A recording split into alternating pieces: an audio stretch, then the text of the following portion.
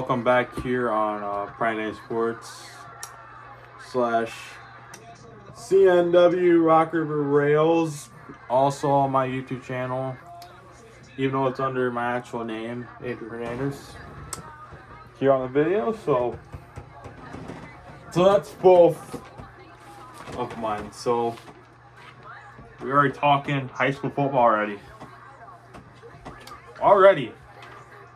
If you're me, I might get something in the comments saying, well, it's March, it's not even July yet, or June or August yet. Well, my bad. Right now, so that's if you're me. Or if you're someone like, why are you talking high school football already? Well, I'll tell you why I'm talking about it. Because this is what an early lookout thing. It doesn't mean nothing. If you're wondering, it does not mean nothing. It's what the early lookout's gonna be, who to expect, who's gonna return. We don't know. Out of each team that I talk about, who's going to return once the football season comes in August or by July or June, who's going to return or not, or who transferred to a school yet. So that's all until June or July. That's all the way then in August and all that when we start doing the football previews and all that, and previews from almost every conference and all that, from conferences like the Big Northern, the Northwest Upstate Illini Conference, the Three Rivers Track Athletic Conference, the Interstate 8 Kishwaukee Conference, wherever they do, what the Interstate 8 Kishwaukee Conference, kind of like that, what they do, all that, the Nick 10, and all that, what I talk about, and probably some teams that are in different conferences, like Sterling, they're in the Western Big Six as well. But I won't be talking about the whole Western Big Six team. Only Sterling. I only do Sterling. Not if you watch from the Quad Cities area. I don't do Geneseo. I don't do United Township. I don't do Moline, Rock Island, Galesburg, or whatever, or them. I only do upper by Rockford, not down towards the Quad Cities. I normally do up towards the Rockford region as well, or the state line up there as well, technically, because that's the area I do follow a lot, technically. But if I did move, I would not move to Rockford or anything. But let's get to the video. What I'm talking about. So today we're talking about the Byron Tigers for the upcoming 2024 football season. So let's get into a repeat. So the program has 3 state championships and 2 state runner-ups. In the first state championship came in 2019 as well. In 2018, they did pull an undefeated season, but lost in the state championship to Monticello that year in 2018. Then in 2019, they made it for the second straight year, hoping to do it 20 years after Byron did it in 1999, but lost to Williamsville. And then in 2021, they did win it for the first time. And then this year, they won it in a easy blowout win, and also broke some of the state records as well, hosted by them and Stillman Valley. Because what I'm saying about the Rockford region for high school football, you have a lot of great programs. It's not just the Big Northern that I'm talking about as well, that I might get into in this little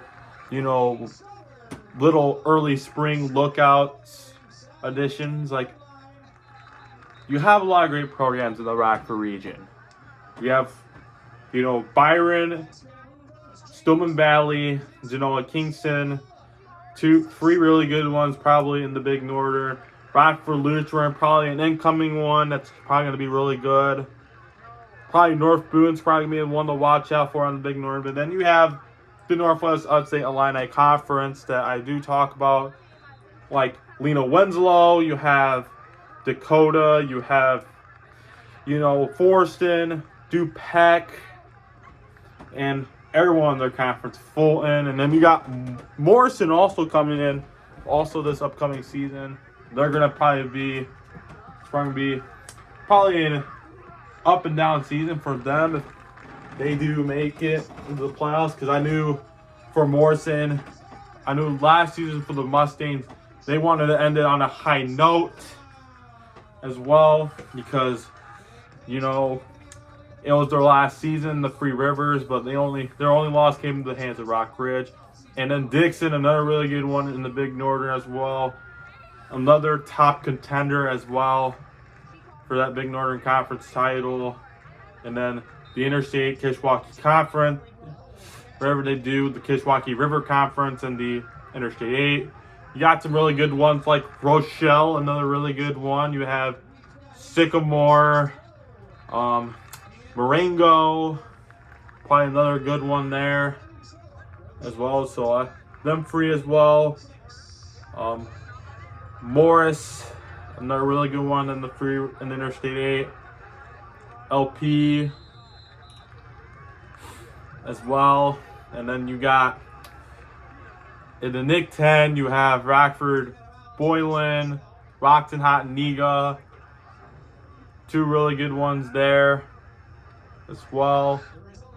Because those are the two I know out of the NIC 10 that do make the playoffs. Boylan and Rockton, Hattoniga. So alright. So we kick things off with the Byron.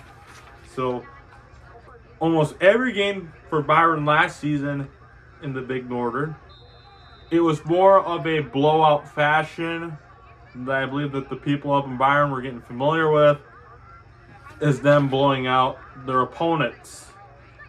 So I believe almost all of them, they almost broke some probably school records up there in Byron as well. So their highest scoring was against Rock Falls, where they pulled 77 on Rock Falls. 77 points on Rock Falls. They do have a freeway tie that they pulled last year. They pulled 69 free times. The first time was against North Boone, then Rockford Christian on two back-to-back weeks against Rockford Christian and North Boone. And then they also pulled 69 in the state championship game versus Mount Carmel. So that's their second highest they scored. 64 against Rockford Lutheran. And 63 versus DuPec. 62 versus Winnebago. They pulled 51, 56 over Peotone, and then in the second round, and then 51 versus Oregon as well.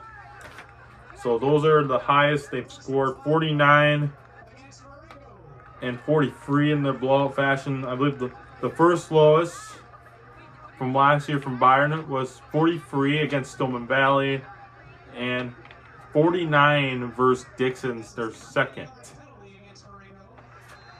was against Dixon. So their only closest game came in the semifinals at the hands of Lombard Montini. So I know a lot of people in the state last year were on that Montini bandwagon for them to win state, because I know there was a lot of people on that Montini bandwagon for state last year and 3A, because Montini out of Lombard, they do compete upper, but everyone was like, it's going to be a piece of cake for Montini, for the Broncos, because they got dropped to 3A. Because I know a lot of people were like, they ain't going to beat Princeton in the quarterfinals. Princeton ain't going to beat them because it was Princeton's, third straight in the quarterfinals getting knocked out, because they did get knocked out by two teams from the suburbs. IC Catholic the last 2 years out of Elmhurst, so they beated Byron the year before, last year, I would say, in the semifinals, and also beated Princeton twice. And then the year after that, Byron beat them in the semifinals and went on to win a state championship. So this is probably going to be a good one for Byron. So I know they have a lot of expectations coming in this year. I know a lot of people have them favorites to win the state championship. So last year, I believe, leading at quarterback was Aiden Shank. So they're probably going to lose him in receiving. Who led him in receiving were Kyle Jones, Ashton Inkle. So they're probably going to find replacements up there in receiving as well. But I don't think, Byron passes the football, because that's the thing in the Big Northern. You have that different type of styles from passing to rushing, because Stillman and Byron in the Big Northern Conference are known for that running at you with the football. Because it's kind of like they're known for that. Byron and Stillman Valley, they're known for that. But then there's other teams that have opened up the passing, like North Boone in the Big Northern Conference. They've been known as a passing style team as well, because that's what I know with North Boone as well. Because as you guys know, I do follow the Big Northern Conference a lot when I was in school, because I went to Rock Falls, and because they're currently in the Big Northern Conference. Because North Boone, they've been a passing team. I know Dixon opened up to that as well, because I know Dixon, they did well with that spread attack as well. Oregon, as I believe, opened it up as well. Winnebago's opened it up. Both Rockford, Lutheran, and Christian, I believe, opened it up as well, the passing attack. I knew Rock Falls did it a little bit as well when they switched the quarterbacks from Easton Knowledge to Mason Landis as well. Because there's some teams that do rush the football and pass the ball as well, because I don't know if it depends on the quarterback, if the quarterback's more of a runner or more of a passer and all that as well. So we talk about Byron. So our stats last year. So they got in the running back spot Braden Knoll returning, and then Liam Connell also returning as well. Kane Considine is going to be another one they're going to have next season. Isaac Alvarez, probably another one there for Byron, because they use their running backs a lot. What I noticed from Byron, they do use those running backs a lot as well. Dylan Shank, they probably use them as well to run the ball, because Byron is a running team. So most of their top performers last year on the defensive side were Josiah Harris, Jacob Ross, two that are seniors. Jacob Ross interceptions. Nick Drake, also a kicker, had PATs kicking made as well. So on punt returns, Jacob Ross with a 7.0, Ashton Inkle with 5 point as well. So these were stats from last year, top performers. On the leaderboard, Connell, the free touchdowns, total TDs. Noel had 3. Both of them have 3. Shank has still Shank, a junior. Both of them 3 are juniors, so they'll be probably be returning next season as well for Byron. Unless if they transfer or not, because they might be back for Byron as well. Because I bet Byron's probably gonna have a lot of kids coming back because they want to make that repeat in state championship as well.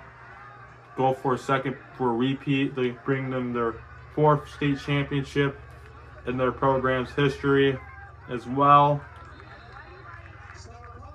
So in fumble recoveries, Brock Wagner had 1, and Jacob Ross Wagner, a junior, as well. So the only highest scoring that I mentioned earlier was against Rock Falls.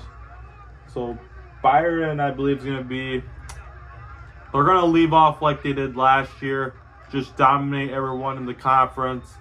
Unless if someone tries to beat them, I think the favorite that's probably going to beat them, I know everyone's going to say it's going to be Dixon that's going to beat them, because Dixon does have that spread attack, you know. Because I did watch something from one of the Rockford stations. They're talking about, you know, the difference between a passing attacks and offensive attacks as well. Because they know that as well. You know, they do have that different passing attacks and all as well. Because you look at different sides as well. Because North Boone, Oregon, Dixon, Winnebago, and I believe Rockford Christian and Lutheran do have that passing attack, and that does. So I know the passing attack does help out the receivers as well, because they do. It also helps them use the receivers as well, and then they have more of the running back attack, I forgot what I said. My bad. The rushing attack, yeah, in football. Football attack. So, my early projection for Byron, I think, you know, they're going to leave it where they left off, probably 14-0 and probably a 9-0 in the Big Northern. I think they're the favorites as well. So that's the first one as well. So I'll probably do another team from the Big Northern or another team out of a different conference as well. So thank you for watching. Make sure to subscribe as well. Thank you.